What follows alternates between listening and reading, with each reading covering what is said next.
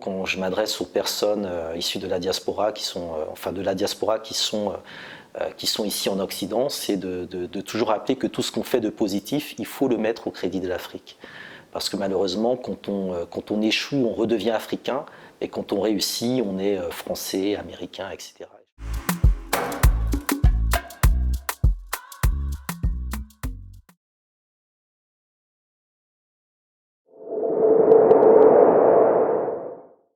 Je m'appelle Hamzat Boukari Yabara, je suis né au Bénin, à Cotonou, en 1981. Ma mère est martiniquaise, donc mes parents sont à la fois du continent et de la diaspora, comme on dit. J'ai grandi au Bénin, je suis arrivé en France, on va dire dans les années 90 principalement.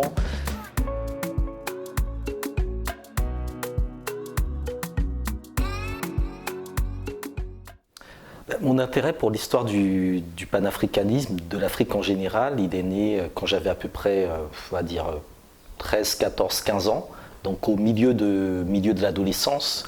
C'est des moments où on se pose des questions sur ses origines, sur sa place dans le monde, etc. Puis on commence à découvrir des nouvelles choses. Donc pour moi, le hip-hop, ça a joué un rôle très important. Le hip-hop des années 90, Public Enemy, le rap de l'époque était très conscient et très engagé, qui m'a fait découvrir des figures comme Aimé Césaire, Frantz Fanon, Malcolm X. Et à partir de là, je commençais à lire des premiers ouvrages. Donc le premier livre que j'ai lu, c'était Le discours sur le colonialisme d'Aimé Césaire. Et à partir de là, j'ai commencé chaque mois à lire un nouveau livre. Et de fil en aiguille, j'ai commencé ensuite à poser des questions à mes parents, ou en tout cas aux personnes adultes, sur l'histoire de l'Afrique, pour comprendre ce qui se passait dans ces années-là. Il y avait beaucoup de choses. Il y avait le génocide Tutsi au Rwanda, il y avait la libération de Nelson Mandela. Enfin, je voyais vraiment beaucoup de choses autour de moi et je voulais comprendre. Et ensuite, il y a eu deux moments déterminants. Donc en 97, donc j'avais 16 ans. Avec mon papa, on a été au Ghana, justement, donc, sur le mausolée de Kwame Nkrumah. Et donc là, j'ai vraiment découvert aussi ce personnage-là, Kwame Nkrumah, qui est le père du panafricanisme. Et 2 ans plus tard, à Cotonou, cette fois-ci, on a été chez M. Hubert Maga, qui avait été le premier président du Dahomey, qui avait proclamé l'indépendance du pays le 1er août 60. Et on avait passé toute une après-midi à discuter avec ce monsieur qui était décédé quelques mois plus tard. Et c'est à partir de là que je me suis dit que ce serait vraiment important de recueillir cette histoire. Puis quand j'ai eu, on va dire, le déclic, on va dire vers l'âge de 24 ans, donc relativement tardivement, je me suis dit que là c'est le moment où il faut que je me mette vraiment à m'intéresser et à travailler sur cette histoire-là.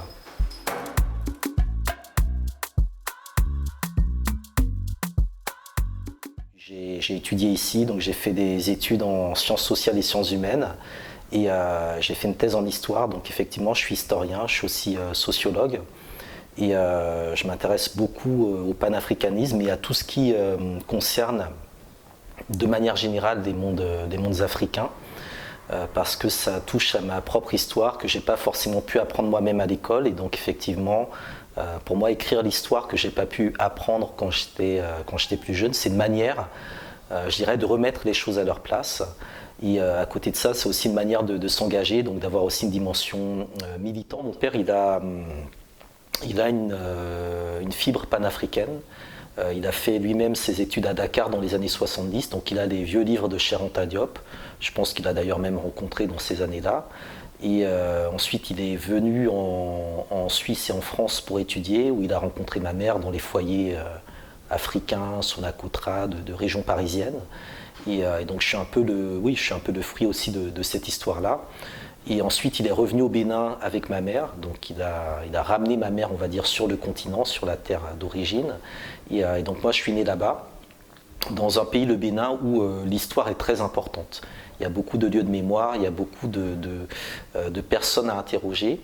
Et c'est un peu dans cette ambiance que j'ai grandi. Il a aussi des liens avec son village. Et donc, il y a beaucoup d'archives privées qu'il a à sa disposition, sur lesquelles aussi j'ai eu l'occasion de travailler pour un peu écrire une autre histoire du Bénin, à travers l'histoire en fait de ma famille et qui touche également donc des populations au niveau du Ghana. J'ai une grande sœur qui a 4 ans de plus que moi. Effectivement, quand j'ai découvert Aimé Césaire, c'est à travers elle, puisque à l'époque elle le lisait pour le bac de français. Et Aimé Césaire avait été enlevé du programme, et donc le livre traînait un peu dans la maison. Puis un jour je suis tombé dessus, et j'ai commencé à le lire, et du coup elle m'a donné d'autres conseils de lecture. Donc ma sœur est une très grande lectrice, elle lit beaucoup de livres en lien avec la littérature afro, donc Leonora Miano, Chimamanda Ngozi Adichie, etc. Donc c'est quelqu'un qui a une référence, on va dire, pour moi, en termes de lecture.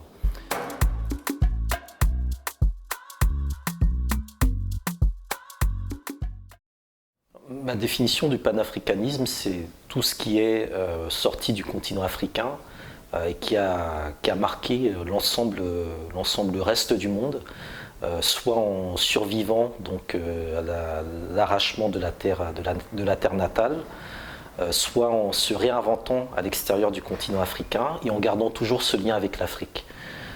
Pour moi, le panafricanisme, c'est, en tout cas être ou devenir panafricaniste, c'est apprendre à mettre le continent africain et ses populations, directes et indirectes, au centre des intérêts et des préoccupations quotidiennes. En fait, il est né dans la diaspora parce que c'est ceux qui ont été sortis du continent africain qu'on a voulu effacer de l'histoire. C'est des personnes auxquelles on a voulu expliquer qu'elles n'avaient pas d'histoire, qu'elles étaient nées nulle part ailleurs que dans l'esclavage. Et donc ils ont développé pour moi un sentiment de résistance, de résilience, beaucoup plus fort que ceux qui sont restés sur le continent. Et ils ont été aussi soumis à des violences extrêmes qui font que pour moi elles se sont raccrochées à tout ce qui pouvait les ramener justement à leurs origines, à leur ancestralité, à leur passé. Donc je pense que la rupture avec le continent africain, avec la ligne généalogique, explique le fait que justement les éléments de survivance étaient beaucoup plus forts dans ce cadre-là. Et aujourd'hui, par exemple, sur certaines religions africaines, les éléments les plus vivants, les plus authentiques se trouvent en Haïti ou à Cuba. Et c'est ça aussi qui est très intéressant, c'est la force justement de résistance d'une histoire de peuple qu'on a voulu effacer justement de l'histoire.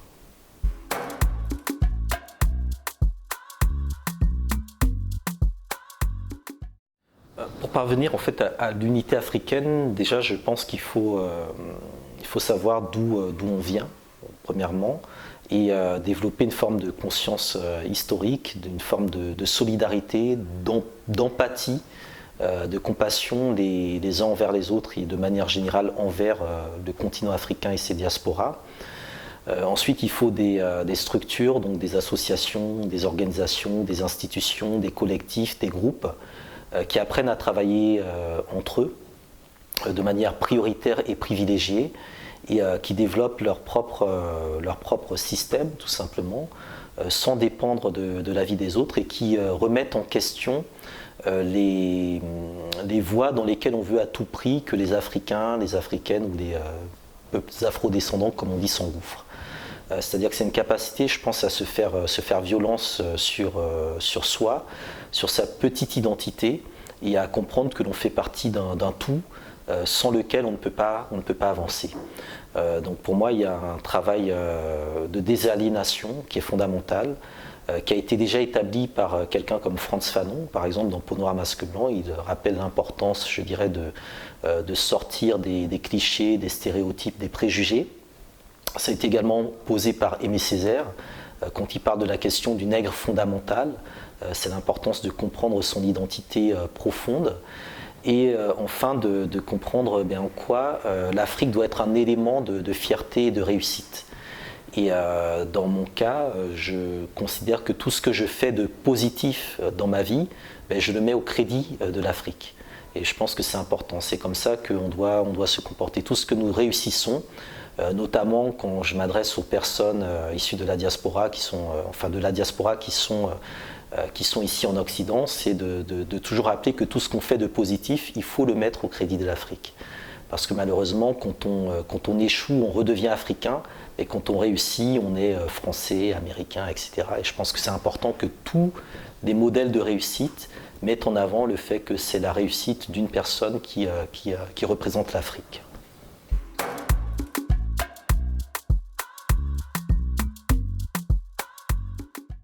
Alors, la Ligue panafricaine Umoja, donc Umoja c'est un mot swahili qui veut dire unité.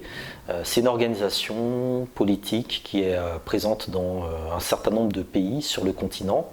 Des pays qu'on appelle les territoires berlinois parce qu'on ne reconnaît pas les frontières héritées de la colonisation et de la décolonisation, qui a pour vocation de créer des sections territoriales en Afrique et dans la diaspora. Dans la diaspora pour sensibiliser et mobiliser les Africains de la diaspora sur le sort du continent africain, et sur le continent pour muter en partis, organisations politiques qui travailleront pour la conquête du pouvoir, c'est-à-dire tout au moins pour réimplanter le panafricanisme dans le champ politique et pour œuvrer donc, à leur modeste échelle dans la construction de ce qu'on appelle les États-Unis d'Afrique. Les États-Unis d'Afrique, c'est Kwame Nkrumah qui les avait, on va dire, schématisés, en soulignant qu'aucun État africain ne peut s'en sortir seul dans le monde actuel et qu'il faut que les États africains se mettent ensemble dès le départ, qu'ils aient une armée continentale, donc une seule armée commune, qu'ils aient une monnaie commune, qu'ils aient également une banque centrale, une zone monétaire et un marché commun, et également donc qu'ils développent des outils diplomatiques, des outils culturels, et de faire en sorte que le pays africain qui s'en sort le mieux aujourd'hui sur le continent soit pris comme critère d'excellence par tous les autres qui se mettront derrière ce pays-là sur telle ou telle thématique. Donc c'est un enjeu de survie, c'est un enjeu politique, cette lutte qui est une lutte dans la durée, on n'a rien inventé, on ne fait que s'inscrire dans la tradition de nos aînés et puis ouvrir le chemin à ceux qui nous suivront ultérieurement.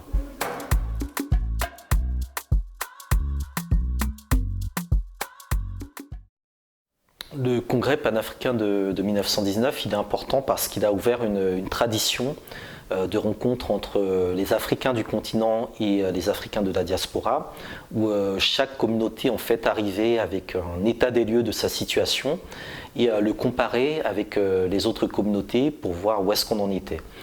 Et je pense qu'aujourd'hui, c'est ce qui nous manque quand on voit un peu la diversité des combats, quand on voit le sort des Noirs aux États-Unis qui se font régulièrement tirer dessus par la police. Aujourd'hui, on a le collectif des sans-papiers qui s'est déplacé à Roissy-Charles de Gaulle pour protester contre le rôle d'Air France dans les expulsions des migrants vers le continent africain.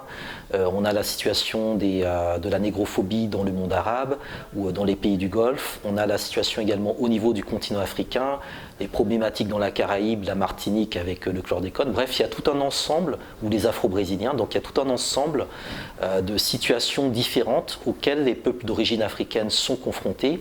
Et précisément, les congrès panafricains permettaient de mettre un peu tout ça sur la table et de voir comment on pouvait mutualiser les solutions pour faire en sorte que le combat qui est mené dans tel territoire puisse également permettre à ceux qui se battent dans un autre territoire d'aboutir à des victoires.